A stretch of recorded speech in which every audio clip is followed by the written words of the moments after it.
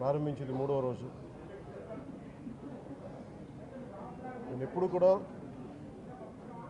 చాలా చిన్న వయసు నుంచి సనాతన ధర్మాన్ని పాటించేవాడు. మా ఇష్ట దైవం ఆంజనేయ స్వామికి ఎప్పుడు రామభక్తులం మేము.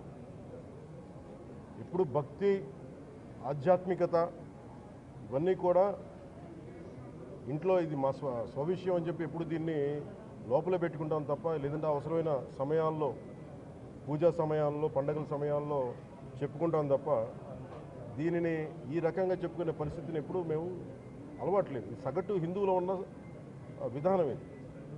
ఎందుకంటే ఈ దేశంలో ఉన్న సగటు హిందువుకి ఎప్పుడు భయం ఉండదు. సగటు హిందువుకి ఏ రోజు కూడా ఇంకొక మతం మీద కానీ ఇంకో వ్యక్తి మీద కానీ ద్వేషం ఉండదు. విజయనగర సామ్రాజ్యం నుంచి అరబిక్ వ్యాపారులు ఇక్కడ గుర్రాలని అమ్ముకోవడానికి వచ్చి విజయనగరం మహారాజుల గొప్పతనం ఏంటంటే, సనాతన ధర్మాన్ని పాటించే వాళ్ళు గొప్పతనమైన వాళ్ళు వచ్చి అడిగింది ఏంటంటే, మాకు ప్రార్థించుకోవడానికి మాకు మస్జిద్ లేదు అంటే ఆయన కోట ప్రాంగణంలో మస్జిద్ కట్టించారు. సనాతన ధర్మాన్ని పాటించే వ్యక్తి తాలూకు విలక్షణం. అలాగే అనేక మంది సంస్థానాలు కానీ అందరూ కూడా పోర్చుగీస్ నుంచి వచ్చినా, ఎవరు వచ్చినా, క్రిస్టియానిటీని తీసుకొచ్చినా కానీ అందరికీ సమానంగా ఈ దేశం తీసుకుంది.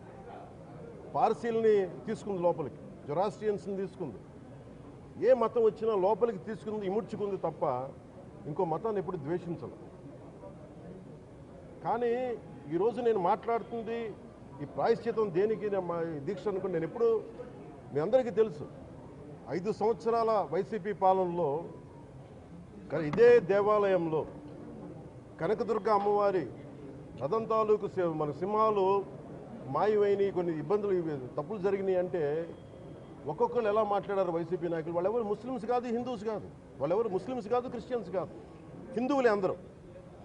పొద్దున్నేస్తే తాళ్ళు కట్టుకునేవాళ్ళు, బొట్లు పెట్టుకునేవాళ్ళే. కానీ ఒక తప్పు జరిగింది, ఒక అపవిత్రం జరిగింది అంటే పదవులు అనుభవిస్తూ ఉన్నవాళ్ళు, పొద్దున లేస్తే గుళ్ళకి వెళ్ళేవాళ్ళు, వీళ్ళు అపహాస్యం చేస్తూ ఉన్నారు, వీళ్ళు వెటకారం చేస్తూ ఉన్నారు. ఈ ఎంటైర్ ఈ విషయంలో వాళ్ళు మతం పుచ్చుకున్నారా లేదా నాకు అయినా తెలియదు. వైవి సుబ్బారెడ్డి గారు ఉన్నారు, భూమన కరుణాకర్ రెడ్డి గారు ఉన్నారు, వారి కుటుంబ సభ్యులు ఉన్నారు. ఎవరైనా సరే మీరు మతం పుచ్చుకున్నారా లేదా నాకు తెలియదు. అవన్నీ అది మీరు బయటికి చెప్పుకుంటారా లేదా నాకు తెలియదు. నేను అది కూడా మాట్లాడట్లా. కానీ మీరు బాధ్యత తీసుకున్నారు. మీరు హైందవ ధర్మాన్ని కాపాడుతానని మీరు బాధ్యత తీసుకున్నప్పుడు కాపాడాల్సిన అవసరం మీ మీద ఉంది. బోర్డుని మీరు స్థాపించారు, మేము స్థాపించాల. తప్పులు జరిగినాయి. తప్పులు జరిగితే వైఎస్ జగన్ గారు ఏం చెప్పాలి? ఒకవేళ నాకు తెలియకుండా మేము ఆయన బ్లేమ్ చేయట్లా. కానీ మీ ఆధ్వర్యంలో జరిగింది, మీరు కాన్స్టిట్యూట్ చేసిన బోర్డు వల్ల జరిగిన తప్పిదాలు ఇవి, మేము కనుగొన్నాం. ల్యాబ్ టెస్ట్లు ఇవన్నీ మేము ఆటలాడతామా? ఇవన్నీ వీటితోటి సెంటిమెంట్స్ తోటి మాకు బాధ్యత లేదా? నేను నిజంగా కనుక చాలా బలమైన సనాతన ధర్మాన్ని పాటించేవాడిని. చిన్నప్పటి నుంచి, పొద్దున్న లేచినప్పటి నుంచి రాత్రి పడుకునేదాకా మా ఇంట్లో రామనామం ఉండేది, రామ జపం ఉండేది మా ఇంట్లో. అలాంటి రామభక్తులం మేము. కానీ రామతీర్థం విగ్రహాన్ని, రాముడి విగ్రహాన్ని శిరచ్ఛేదం జరిగినప్పుడు ఒక సగటు సనాతనవాదిగా, సగటు హిందువుగా, సగటు రామభక్తుడిగా బయటకు వచ్చి చాలా గొడవలు చేయగల సత్తా ఉన్నవాడిని గుర్తుపెట్టుకోండి. ముఖ్యంగా వైసీపీ నాయకులకి, నన్ను విమర్శించే దేశ యావత్తు నన్ను విమర్శించే ప్రతి ఒక్కరికి తెలియజేస్తున్నా, గొడవ పెట్టుకోవాలంటే చాలా బలంగా గొడవ పెట్టుకోవాలి. కానీ నాది పేదవాళ్ళ కష్టాలు, క్రిమినలైజేషన్ ఆఫ్ పాలిటిక్స్, వీటి మీద మేము మాట్లాడతాం, వీటి మీద తప్పించాం. ప్రజలు బాగుండాలి, కాన్స్టిట్యూషన్ వాల్యూస్ని అప్హోల్డ్ చేయాలి, రాజ్యాంగం బాగుండాలి, వీటి కోసం తపన పడేవాళ్ళు. కానీ సెక్యులరిజం పేరు మీద, secularism is not one way, it's two way. Secularism అంటే కూర్చోబెట్టి ఒక్క సైడ్ నుంచి వచ్చేది కాదు, అన్ని సైడ్ నుంచి రావాలి. ఇది చాలా ఆవేదన కలిగిస్తుంది. కొన్ని దశాబ్దాలుగా చూస్తున్నారు ప్రతి హిందువు. దీంట్లో మిగతా మతాల ప్రస్తావన కంటే కూడా నేను ఎక్కువ ప్రస్తావన చేస్తుంది హిందూ ధర్మాన్ని పాటించి, వాళ్ళు వ్యక్తిగతంగా పాటించి బయటకు వచ్చేటప్పటికి మీడియా వారి కోసమో లేదంటే ఇంకొంత ఎవరైనా సాటిస్ఫై చేయడం కోసం తెలియదు, కానీ సాటి హిందువులు తోటి హిందువులను తిడతా ఉన్నారు. ఇది చాలా ఆక్షేపణీయం. దీంట్లో నేను ముస్లిమ్స్ నిందించట్లా, అని క్రిస్టియానిటీ నిందించట్లా, కానీ బాధ్యత తీసుకున్న హిందువుల్ని నేను నిందిస్తున్నాం. బాధ్యత మీది. మీరు యథాలాపంగా వచ్చి ఇది పొలిటికల్ పదవులు, విగ్రహాలు పోతే మేము ఇల్లు కట్టుకుంటాం, వాకిళ్ళు కట్టుకుంటాం, ఏం మాటలవి? ఇదే మీరు మస్జిద్లో జరిగితే మాట్లాడతారా? మస్జిద్లో ఇలాంటి అపవిత్రం ఒక చిన్నపాటి చోరీ జరిగితే ఇలాగే మాట్లాడతాం. ఎందుకంటే మీరు మాట్లాడరు, ఓట్లు కదా అక్కడ. కానీ హిందువులు మాట్లాడితే హిందువులు అందరికీ ఎవరు పట్టించుకోరు. ఇక్కడ మా వేదన ఉన్నదా? మౌనంగా ఉన్నామంటే బాధ లేదనా? కోపం రాదనా? ఈ రోజుకి కూర్చొని చూడండి ఏం మాట్లాడుతున్నారో వాళ్ళు. ఆయన వాళ్ళ లాయర్ అంట, ఆయన ఎవరు, ఏజీపీ అంట, పొన్నవోలు సుధాకర్ రెడ్డి గారు తిరుమల లడ్డుపై ఢిల్లీలో చేసిన కామెంట్ నా దృష్టికి తీసుకొచ్చారు. ఇలాంటి సెన్సిటివ్ సమయాల్లో ఎయిదర్ మౌనం మంచిది, మౌనం దాటి పొగరుగా మాట్లాడటం, నన్ను పచ్చి బూతులు తిట్టినా, నన్ను వక్రీకరించినా, నన్ను రోడ్డు మీదకి లాగిన నేను ఎప్పుడు మౌనంగానే ఉన్నా. కానీ వైసీపీని నాయకులు, విమర్శించే నాయకులు ప్రత్యేకంగా చెప్తున్నాం, సనాతన ధర్మాన్ని జోలికి రాకండి. తప్పు జరిగితే తప్పు జరిగిందని ఒప్పుకోండి, లేదా మాకు సంబంధం లేదని చెప్పండి.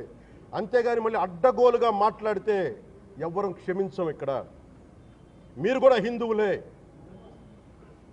పొన్నవోలు సుధాకర్ రెడ్డి గారు మీరు హిందువులే. నోటికొచ్చినట్టు మాట్లాడకండి. తమాషాలుగా ఉందా మీకు? సరదాలుగా ఉన్నాయా? మొన్న ప్రకాష్ రాజ్ గారు మాట్లాడారు నా మీద. అరే నేను మాట్లాడుతుంది ఒక హిందువులు అపవిత్రం గురించి మాట్లాడుతున్నాను. ఇందులో ప్రకాష్ రాజ్ గారికి సంబంధం ఏంటి? ఇందులో నేను ఇంకొక మతాన్ని నిందించానా? ఇస్లాంని నిందించానా? క్రిస్టియానిటీని నిందించానా? అపవిత్రం జరిగింది, ఇలా జరగకూడదు, ఫుడ్ అడల్టరేషన్ జరిగిందని మాట్లాడుతుంటే దీన్ని గోల చేయకూడదు అంటే తప్పు జరిగినప్పుడు మాట్లాడకూడదా? ఒక అపవిత్రం జరిగితే మాట్లాడకూడదా? దేవతా విగ్రహాలను శిరచ్ఛేదం చేస్తే మాట్లాడకూడదా? ఏం పిచ్చి పట్టింది ఒక్కొక్కళ్ళకి? ఎవరి కోసం మాట్లాడుతున్నారు మీరు? ప్రకాష్ రాజ్ కూడా చెప్తా ఉన్నాను, నాకు మీరంటే గౌరవం, I have extreme respect for you.